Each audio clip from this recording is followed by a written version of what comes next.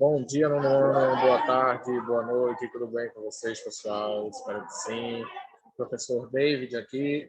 Vamos iniciar mais uma aula de português, tá bom? Vamos falar hoje sobre produção textual, português, beleza? Nós vamos aí hoje iniciar um estudo diferenciado, tá? Não vamos utilizar o nosso livro hoje. Hoje nós vamos utilizar um material extra. Vamos falar sobre alguns fatores de textualidade, tá bom? Coerência, coesão, entre outros fatores aí. Por quê? Eu percebo que vocês estão tendo um pouco de dificuldade nessa questão de coerência, tá? Nas propostas textuais que eu passei, nas produções, vocês não demoraram, mas vocês assim, não apresentaram coerência. Vocês até mesmo conhecem as regras gramaticais, mas vocês não estabelecem coerência no texto de vocês. Muitos fogem do tema, outros mudam e falam sobre coisas completamente diferentes, tá? Então, é algo que a gente precisa trabalhar, beleza? Já que vocês estão no nono ano, vocês estão naquele período aí de iniciar o Enem, né? Vestibulares, pré-vestibulares, né? Entre outros. Então, é necessário que vocês tenham conhecimento acerca de todos esses fatores de textualidade. E isso vai ajudar muito vocês, porque vocês sabem que ano que vem vocês vão para o ensino médio, e ensino médio é cobrado muito a interpretação textual. A interpretação textual é um dos fatores mais cobrados de português no ensino médio, beleza? Então é necessário que vocês tenham bastante conhecimento acerca do mesmo. Vou mostrar um artigo aqui para vocês que fala sobre os principais fatores de textualidade. Antes eu vou colocar o nosso cabeçalho aqui. Como não vamos utilizar o nosso livro hoje, vocês só vão utilizar, vamos apenas utilizar o material aqui, beleza? Deixa eu colocar o cabeçalho aqui.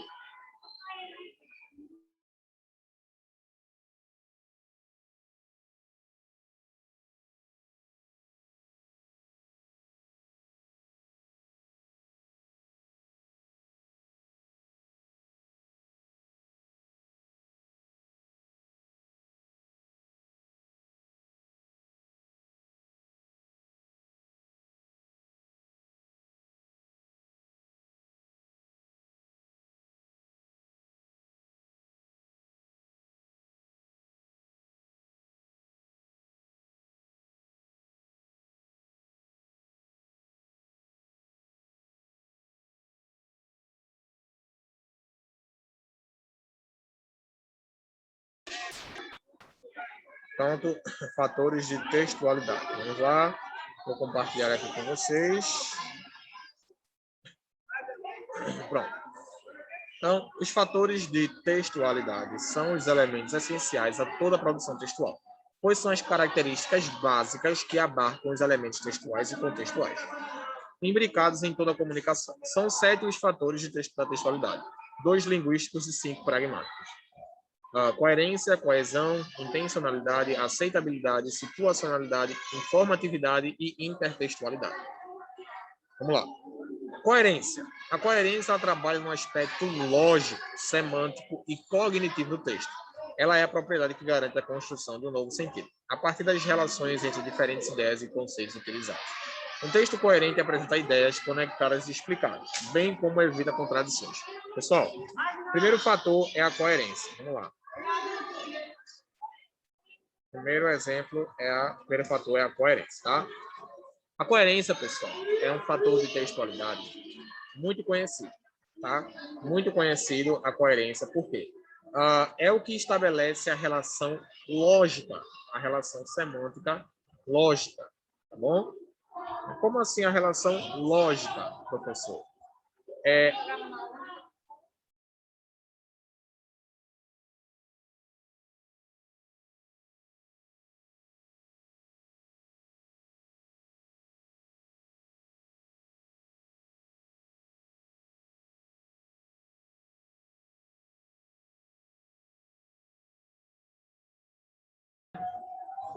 Não, perdão, pessoal, estava falando aqui com a professora, então vamos lá. A coerência, ela estabelece a lógica. Por exemplo, preste atenção nesse texto aqui. O dia ensolarado choveu bastante. Olha, isso não faz sentido, pessoal. Não tem coerência aí. Por que não tem coerência? Como é que um dia é ensolarado e chove? Ou seja, não existe coerência nesse texto aí, tá? Se o dia é ensolarado, então não teve chuva, né? Seria a lógica, né? Se o dia é ensolarado, então não teve chuva, obviamente, tá? Então, se é ensolarado, não teve chuva. O dia ensolarado choveu bastante. Então, não tem coerência nessa frase aí. Então, a coerência começa aqui, ó. Essa frase aqui, ela não tem coerência. Não tem nenhuma coerência nessa frase aí. É um texto incoerente. Então, a coerência é um dos principais fatores de textualidade. Se você quer produzir um bom texto, você precisa se certificar de que você produziu um texto coerente, que apresente coerência. Tá? Pronto. O próximo, pessoal, vou botar aqui assim. O próximo é a coesão. A coesão se dá mais na parte gramatical, tá bom? A coesão se dá mais na parte gramatical. Como assim, professor, na parte gramatical? Por exemplo, eu não gosto dele.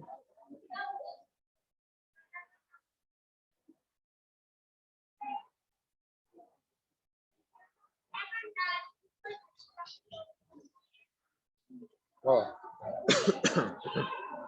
eu não gosto dele porque ele me ajuda. Gente, isso daí não faz sentido, tá? Não faz sentido. Eu não gosto dele porque ele me ajuda. Isso não faz sentido nenhum, tá? Como é que você vai dizer que não gosta de alguém se aquela pessoa te ajuda? Não tem sentido, não tem lógica, tá?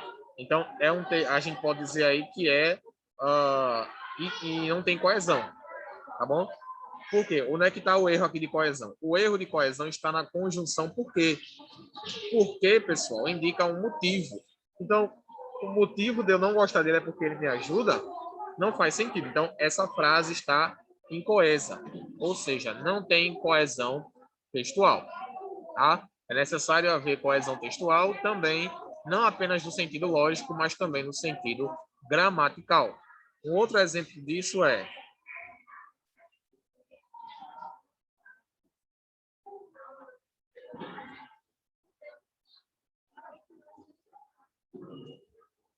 ele chegou tarde, pois o ônibus chegou mais cedo. Outro exemplo aí que não tem coesão, gente. Se o ônibus chegou mais cedo, então por que ele chegou tarde? Tá? Não tem coesão. É um exemplo aí de outro texto que não tem coesão. Beleza? Então, a coesão é a lógica no sentido gramatical. Vamos lá, continuando aqui agora. Intencionalidade. Intencionalidade. A intencionalidade, pessoal, se refere ao esforço linguístico do locutor em expressar a sua mensagem por meio de um texto coerente e coeso. Todo texto é produzido com algum intuito comunicativo. Quando organizamos bem o sentido, a intenção do autor se faz mais evidente e contribui na compreensão do leitor, do ouvinte. O que é que acontece aqui? Vamos lá, presta atenção. Vamos para o nosso quadro aqui. Eu acho que esse fator aqui, intencionalidade, ele é um dos mais importantes também. Bem como a coesão, a coerência, todos são importantes, na verdade. Todos são. Tá? Intencionalidade. A intencionalidade funciona da seguinte forma. Olha só. O que acontece aqui? Quando você produz algum texto, seja qualquer que seja o texto, sobre o que é que for, você tem uma intenção. Tá? Você tem uma intenção de passar alguma coisa para alguém. De passar algum conteúdo, algum conhecimento para alguém. Tá? Você tem uma intenção. Isso se chama intencionalidade. Tá? É a intenção com a qual você vai falar aquilo. Por exemplo, você está passeando na rua. Você está na rua e você se depara com um mendigo. Está na rua e você se depara com um mendigo. Você está carregando várias sacolas. Várias sacolas. E o mendigo para você e diz assim: estou com fome. Estou com fome. Qual foi a intenção desse mendigo aí ao falar ao pronunciar essa frase? Qual foi a intenção dele? O que é que vocês acham aí? Qual foi a intenção dele ao pronunciar essa frase? Estou com fome. Será que ele queria dizer que estava com fome ou ele tinha alguma outra intenção com aquilo? O que é que vocês acham?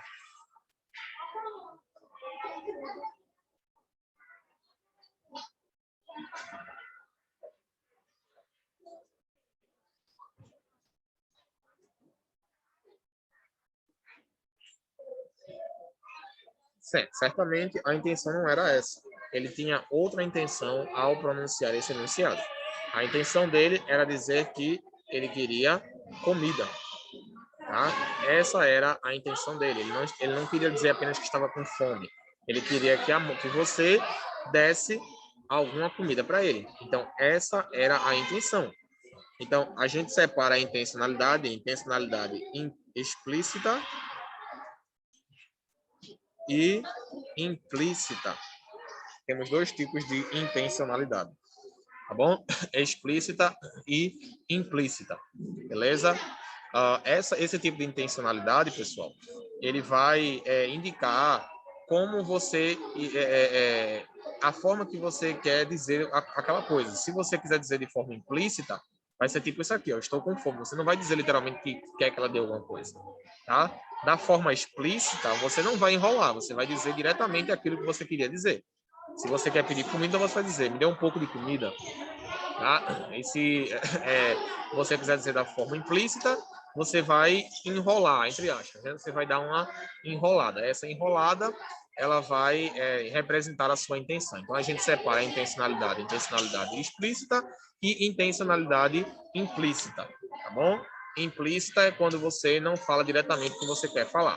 E explícita é quando você fala diretamente o que você quer falar, tá bom? Então, intencionalidade explícita e intencionalidade implícita. Beleza? Muito bem. Vamos agora para o próximo fator de textualidade.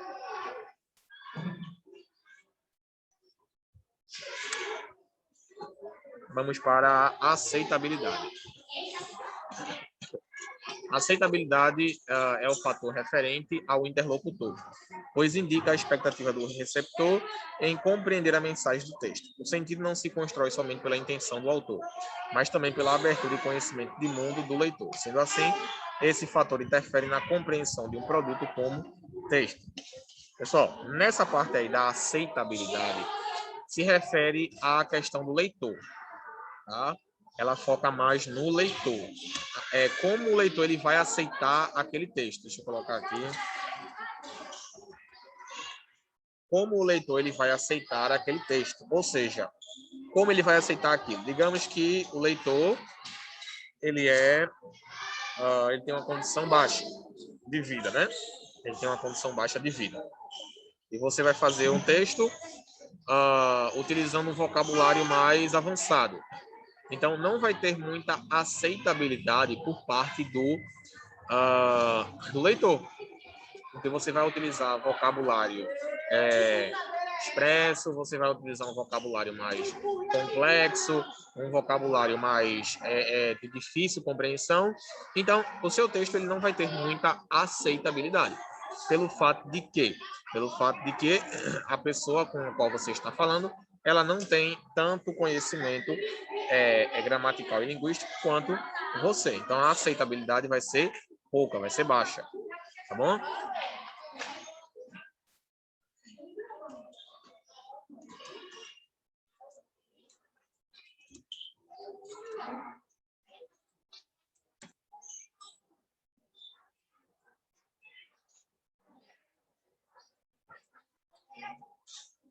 Pronto.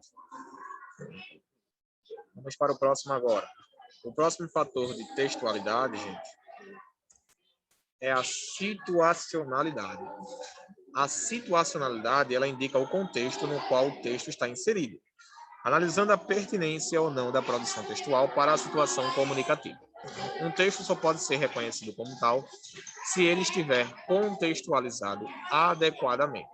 É aí onde eu acho que vocês estão precisando melhorar. É aí onde está o problema de vocês, tá? É na situacionalidade. Por que na situacionalidade, professor? Na situacionalidade, pessoal, é o seguinte. O contexto onde você vai emitir o seu enunciado, ele importa. você precisa analisar a situação. Como assim analisar a situação, professor? Veja, vou exemplificar para vocês. Vou usar um outro exemplo. Digamos que vocês estão numa palestra. Vocês estão palestrando. Nessa palestra, vocês estão palestrando para ex-presidiários, né? Ex-presidiários, pessoas que passaram uma boa parte da vida na cadeia, na prisão, e devido a isso, elas não tiveram muito contato com a sociedade, com o estudo, com a escola, né? Ex-presidiários, né? Ex-detentos. E você vai palestrar para essas pessoas. Você vai ter que adaptar a sua palestra ao público, à situação, ao contexto. Qual é o contexto comunicativo dessa palestra? Qual é o contexto comunicativo daí? O contexto comunicativo, pessoal, é o seguinte: são pessoas que não têm muita educação, que não tiveram muito conhecimento, e por isso essas pessoas não vão conseguir compreender se você utilizar um vocábulo mais avançado.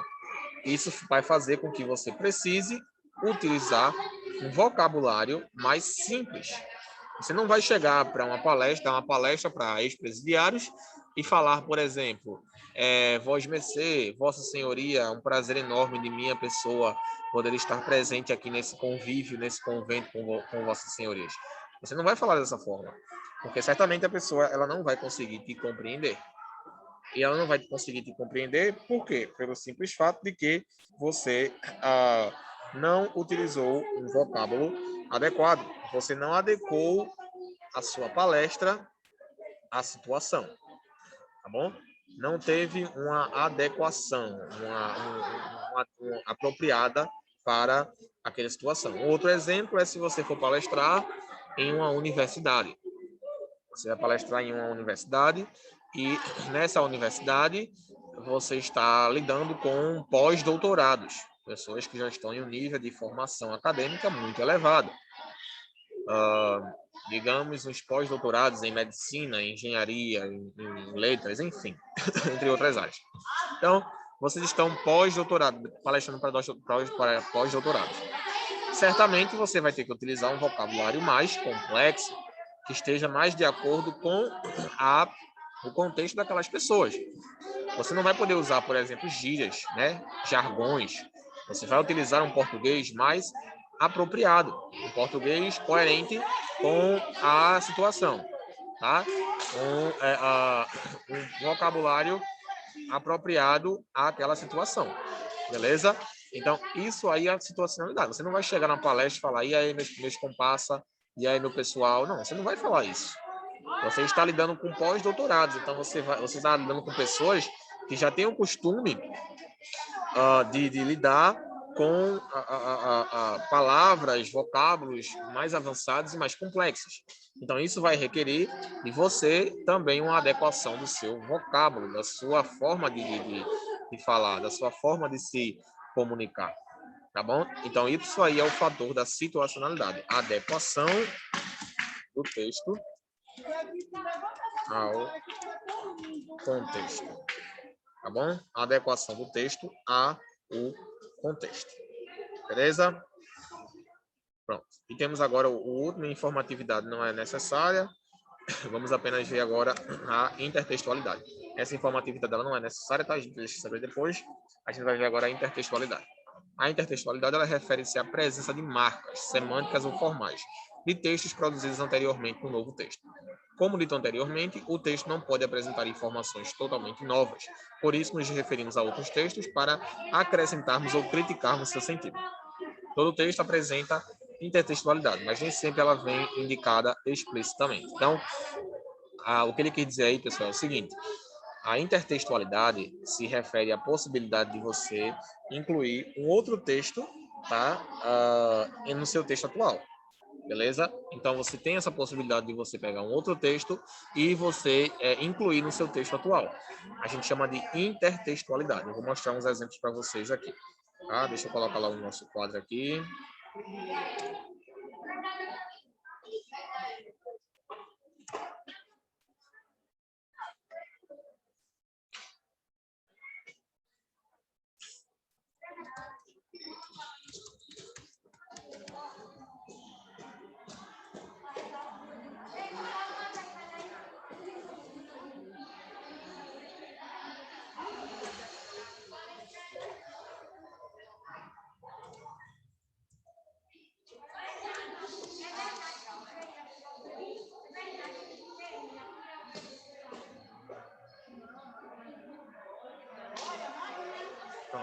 Então, a intertextualidade, ela se refere à inserção de um outro texto em um texto já presente, tá bom?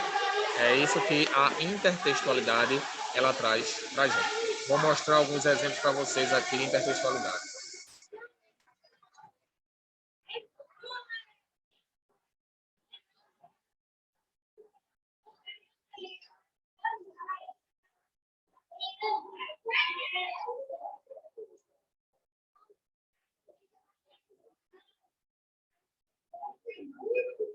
Nesse caso aqui, pessoal, a intertextualidade ela foi feita utilizando imagens, tá? Ó, a gente pegou uma obra já existente, que no caso aqui é da Mona Lisa, e incluímos aí, trocamos e colocamos a Mônica Lisa, né? Então, isso aqui é um exemplo de intertextualidade, um texto que apresenta a textualidade, tá bom? Eu tenho aqui uma imagem e dentro dessa imagem eu coloquei outra imagem, tá? Outro exemplo aqui, ó, intertextualidade.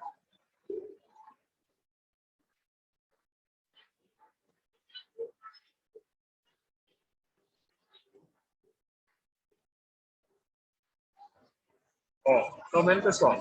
Então, é interessante notar que cada um desses textos aí, dessas imagens, elas possuem a presença de outros personagens, tá bom? Esse texto aqui, essa obra do Grito e Edvard Munch, ela aqui foi substituída pela foto do Simpson, tá bom? Então, aqui a gente tem um exemplo de intertextualidade, tá bom? Muito bem, pessoal. Então, esse foi o nosso conteúdo acerca dos fatores de textualidade. Eu espero que eles tenham ajudado vocês, tá? Apesar de parecer difícil, mas não é. E todos esses fatores são de extrema importância para a construção dos textos, a formação dos textos de vocês, tá? São de extrema importância, por isso eu preciso que vocês deem total atenção a esses textos, a esses fatores, tá bom? Então, a gente se vê na nossa próxima aula. Nossa próxima aula a gente já vai usar o nosso livro, tá bom? Já vamos utilizar o nosso livro, beleza? Continuar nosso segundo capítulo, né? Que nós estávamos dando continuidade. Eu espero que vocês tenham uma ótima semana. Perdoem pelo barulho, está chovendo bastante por aqui. Não sei se minha voz ela está saindo bem para vocês, mas está tendo grande chuva aqui, por isso que está esse barulho de fundo, tá bom? E perdoem pelas interrupções também. Então, vejo vocês na próxima aula. Tenham uma ótima semana, um bom descanso para vocês, tá? Qualquer dúvida, estou à disposição de vocês no Quase. Tá bom, gente? Fiquem com Deus, boa semana e até a próxima aula. Tchau, gente. Até a próxima.